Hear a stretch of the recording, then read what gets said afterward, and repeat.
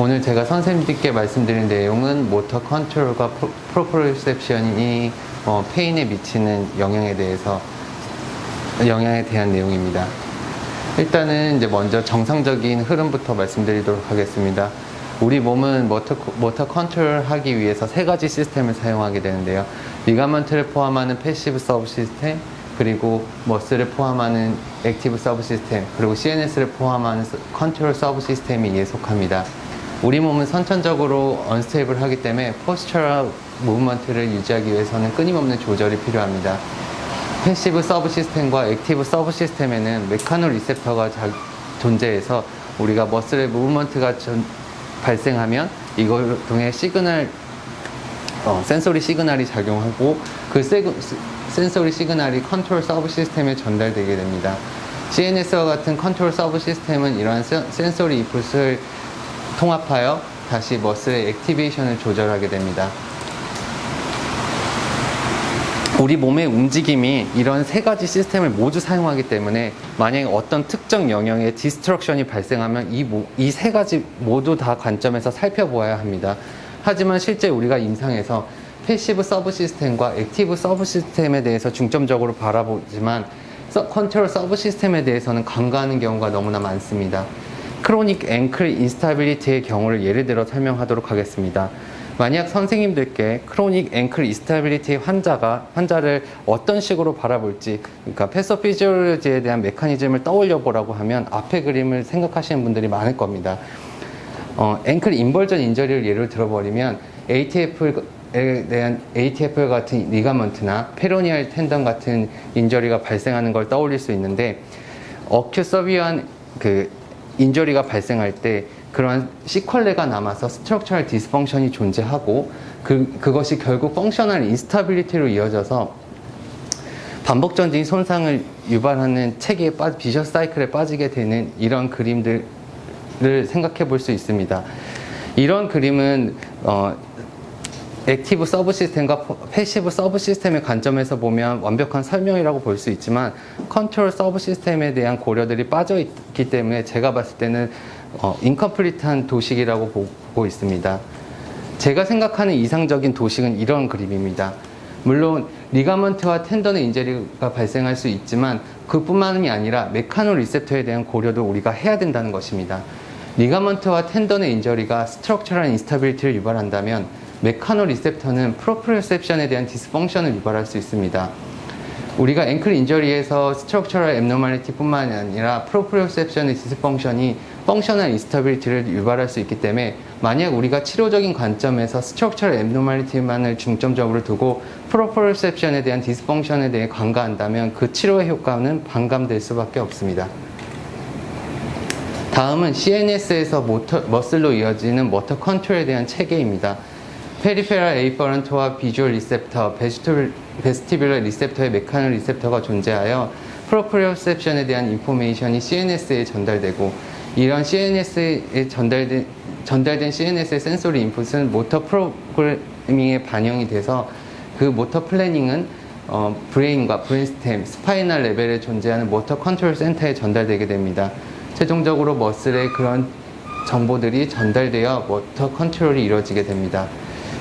이러한 체계의 어떤 한 부분이라도 문제가 발생하게 되면 모터 컨트롤 전체 시스템의 체계가 붕괴되는 현상이 발생할 수 있는데, 앞에 말씀드릴 예는 페리페럴 에이퍼런트에 대한 손상이 발생한 예입니다. 이안 워터맨은 영국에 사는 사람인데요. 19살 때 바이럴 인펙션에 라지 센소리 파이버의 인저리가 발생했습니다.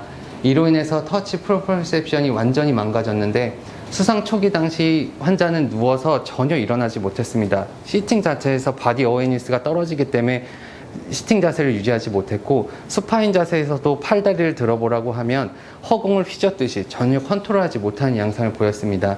하지만 끊임없이 리앱을 통해서 바디 컨트롤하는 부분을 터득했는데요.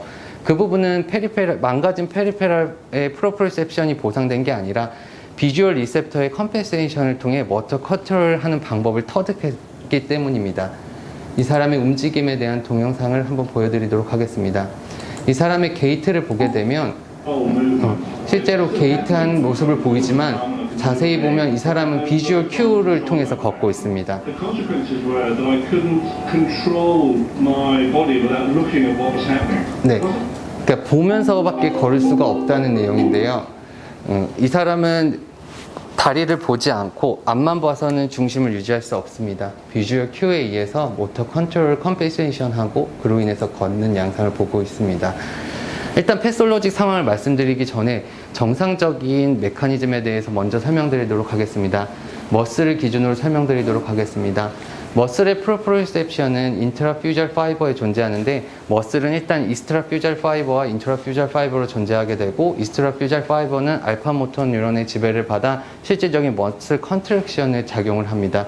인트라퓨절 파이버는 머슬 레이어 사이에 존재해서 1A와 B 센소리 파이버가 존재하고, 이로 인해서 머슬의 컨트랙션의 정도라든지 벨로시티라든지를 센싱하면서 알파 모터 뉴런의 양을 조절하게 됩니다. 이러한 머슬 스핀들의 작용은 DTR 리플렉스에서 나타나는데, 쿼드리세스 텐던을 자극하게 되면 머슬 스핀들의 스트레치 리플렉스가 작용하고 머슬 스파이널 아크를 통해 알파 모터 뉴런이 활성화돼서 쿼드리세스의 액티베이션, 햄스트링의 릴렉세이션 유발해서 니 익스텐션이 발생하게 됩니다.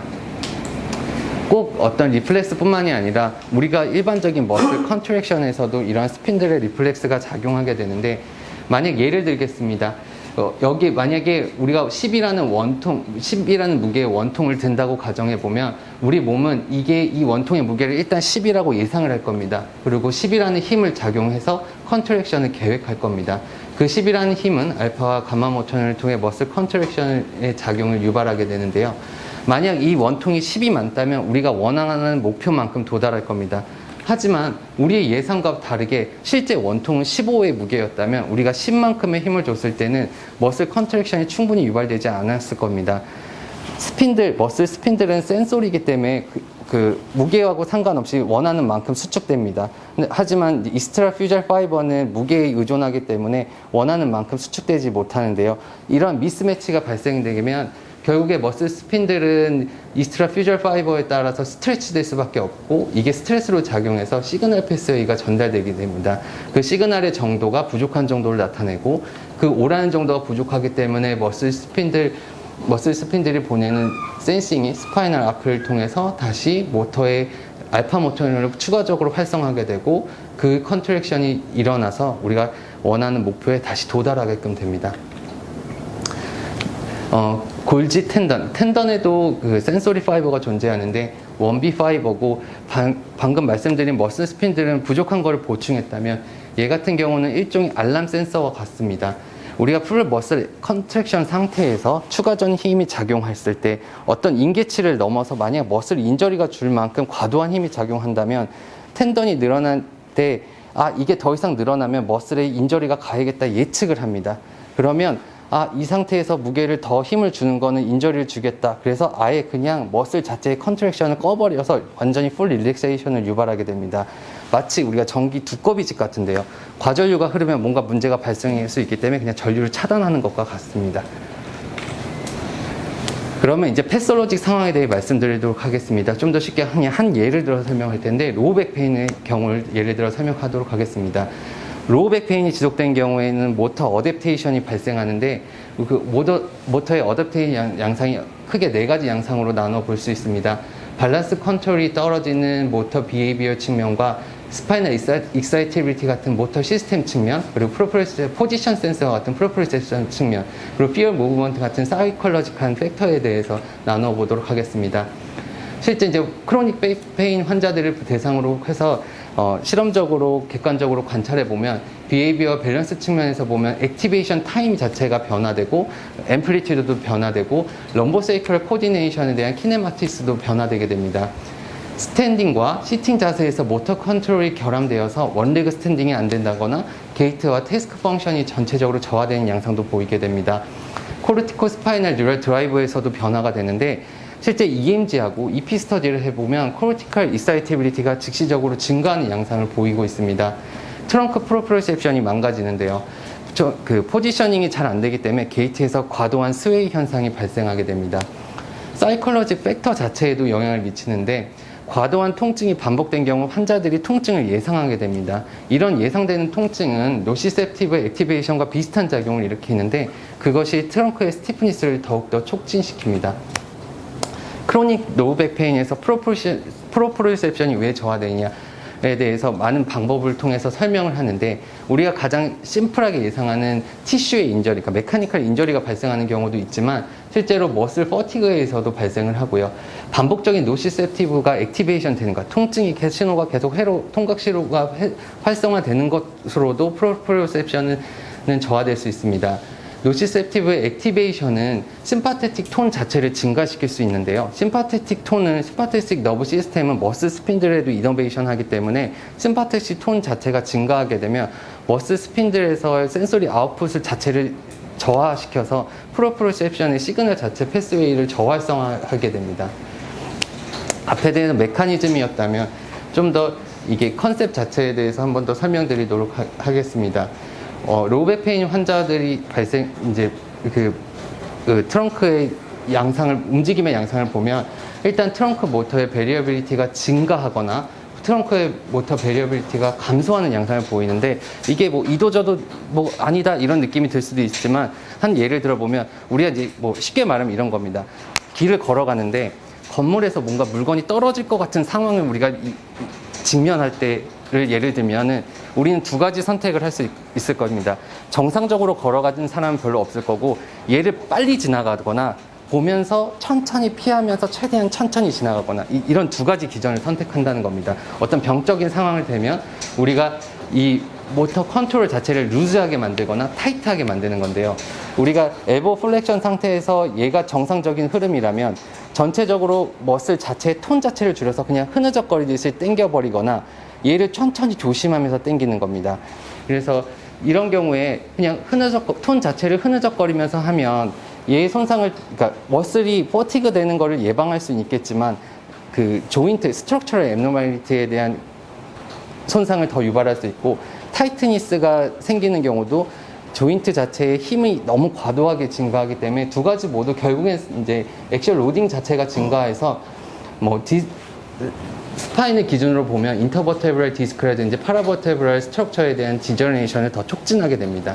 처음에는 컨트롤의 컴펜세이션 기전으로 나타나지만 이게 결국에는 스트럭처럴 앱노멀리티로 이어질 수 있다는 내용입니다. 앞서 말씀드린 그 개념으로 다시 한 번 더 설명드리자면 우리가 이제 엘보 플렉션은 이제 120도에서 90도까지 플래닝을 한다고 보겠습니다. 120도에서 90도로 플래닝을 한다면 일단 모터를 먼저 센싱을 해야겠죠. 그래서 120도 정도, 이 정도구나. 90도 정도 플렉션 하거나 해야겠구나 라고 해서 파워 레벨과 예상되는 앵글을 형성하게 됩니다.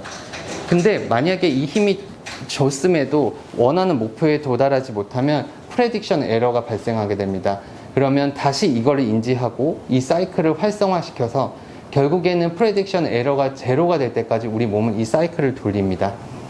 그러면 정상적인 상황에서하고 패솔로지 상황에서의 차이점은 결국에는 머슬 톤의 자체에 대한 문제인데요. 정상적인 톤에서 조절을 한다면 패솔로지 상황에서는 톤을 줄이거나 과도하게 톤을 써서 머슬이 루즈하거나 타이트하게 하면서 움직이기 때문에 문제가 발생합니다.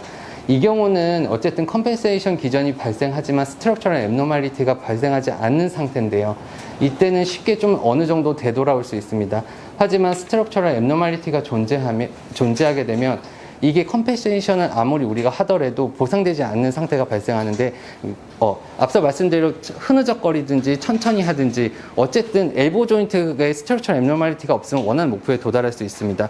하지만 아스로페시가 발생해서 조인트가 하이퍼트로피가 발생하면 아무리 우리가 힘을 흐느적 주든 세게 주든 원하는 목표에 도달하지 못하는 상황이 발생하게 됩니다.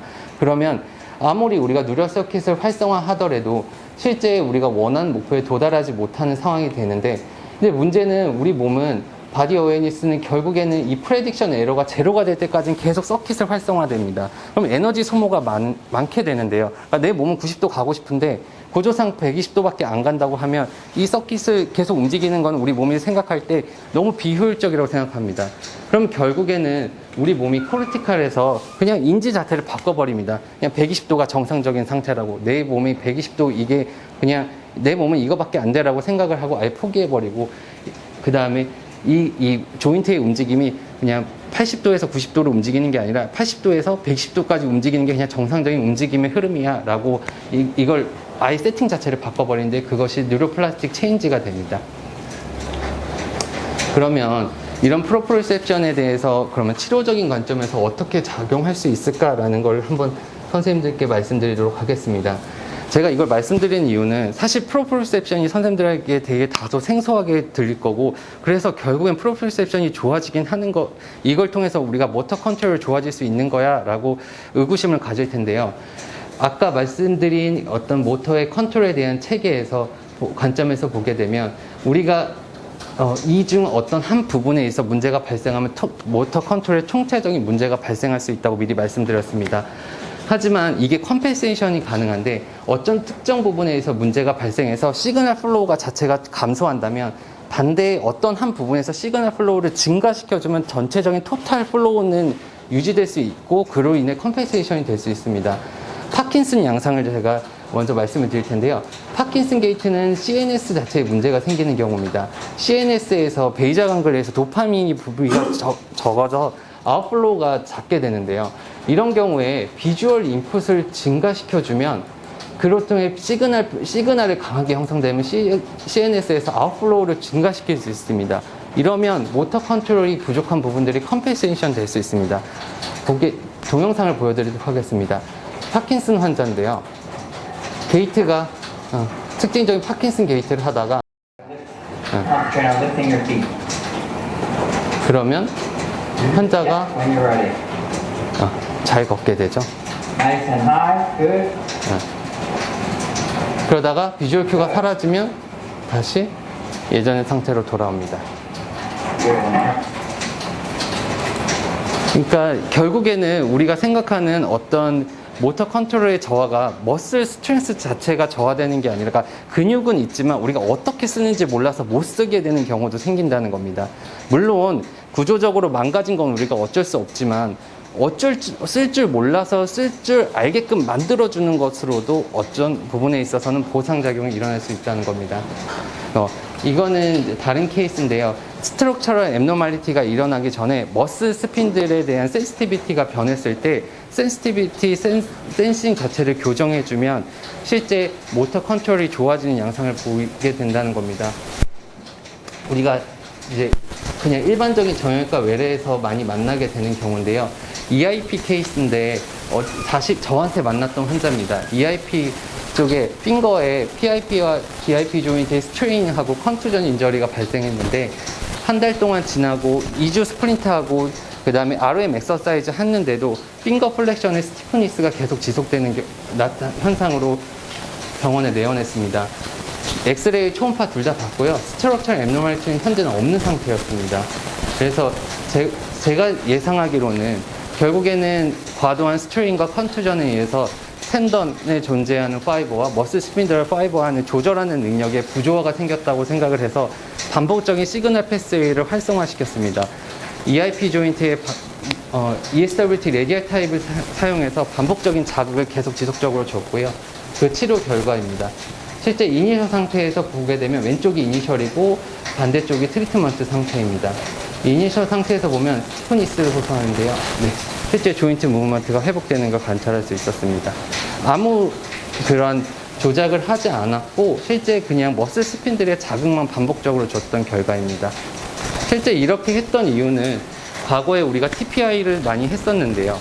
조인트 TPI뿐만이 아니라 그러니까 TPI에 준하는 메카니컬 인저리를 줬을 때 어떤 효과가 나타나는지 제가 의구심이 들었고 그래서 ESWT를 통해서 이제 페리페럴 조인트의 통증을 호소하는 환자들한테 많이 치료를 해봤는데 저는 이제 일단 머슬 스핀들을 자극하는 기전을 원리에 두고 생각을 했고 많은 효과들이 나타났습니다.